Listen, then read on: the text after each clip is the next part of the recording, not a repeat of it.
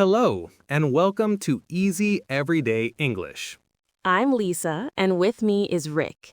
In today's episode, we're talking all about our favorite topic, watching TV and movies. So, Rick, to start us off, have you been watching anything interesting lately? Oh, definitely. I started a new science fiction series last weekend and I couldn't stop. I spent all of Saturday binge watching the entire first season. The whole season? Wow! Yeah, I was totally hooked. The story is about space explorers who find a new planet. The special effects are amazing, and the last episode ended on a huge cliffhanger. I can't wait for season 2. That sounds intense. You know, science fiction isn't really my cup of tea. I find it a bit hard to follow sometimes. Really? Not your cup of tea? Not usually. So, what do you watch then? So, what do you watch them? Well, it depends. On Friday nights, my kids and I have a movie night, so we always watch animated films or family comedies. It's a lot of fun. That sounds nice. But when it's just me and my husband, we watch very different things. He loves romantic comedies. Okay. And I'm a big fan of horror movies. The scarier, the better. Last week, we watched a new thriller, and it was so suspenseful. I was on the edge of my seat the whole time. See, I can't do horror.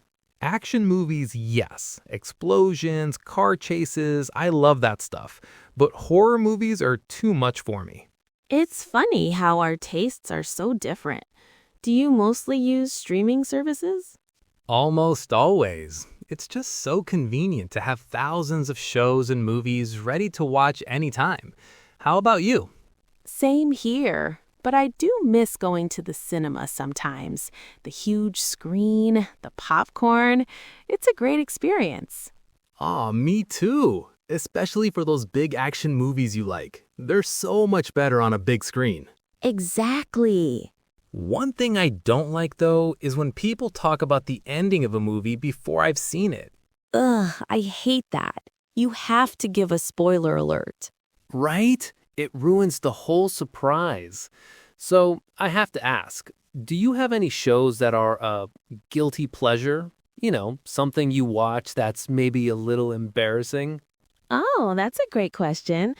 Okay, I'll admit it. I love watching old reality TV shows from the 2000s. They're so dramatic and silly. It's my guilty pleasure. What about you? I have one too. There's a singing competition show that I never miss. I know it's cheesy, but I just love it. It's good to have a show like that, just for relaxing. Speaking of relaxing, what about documentaries? Do you ever watch those? I find them fascinating. Oh, absolutely. I'm a huge documentary fan. I love getting a glimpse into different lives and worlds. It feels like you're a fly on the wall, you know? All right, that was a fun chat. Now let's break down some of the useful phrases we used. This will help you, our listeners, sound more natural when you talk about TV and movies. Excellent idea. Let's start with a phrase I used, binge watching. Binge watching means to watch many episodes of a TV series in a short period of time.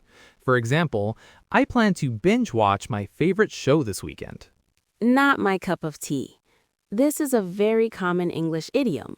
If something is not your cup of tea, it means you don't like it or you're not interested in it. For instance, thanks for inviting me to the opera, but it's not really my cup of tea. Great one. Another useful phrase is spoiler alert. This is a warning that you are about to share information that might reveal an important part of a story. You should always say spoiler alert before you discuss a big surprise in a movie. Absolutely. And how about on the edge of your seat? This phrase describes a feeling of being very excited, nervous, or full of suspense while watching something. I could say, the final scene of the movie had me on the edge of my seat. And that often happens because of a cliffhanger. A cliffhanger is an ending to an episode or a movie that leaves the audience in suspense, wanting to know what will happen next. TV shows often use cliffhangers to make sure you watch the next episode.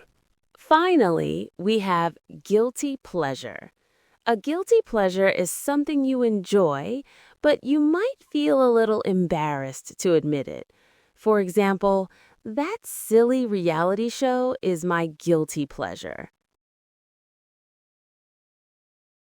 Okay, now it's your turn to practice. We'll say a phrase or sentence and you can repeat it in the pause.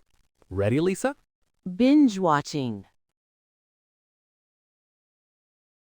I was binge watching a new series. Not my cup of tea. Horror movies are not my cup of tea. Good. Now, spoiler alert. Spoiler alert, the main character has a secret twin.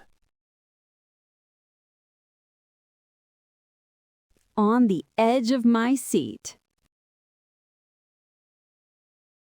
The suspense had me on the edge of my seat. Cliffhanger. The season ended on a huge cliffhanger. And the last one, guilty pleasure. That reality show is my guilty pleasure. Excellent practice, everyone. That's all for today's episode. Thanks for joining us on Easy Everyday English. We'll talk to you next time. Goodbye.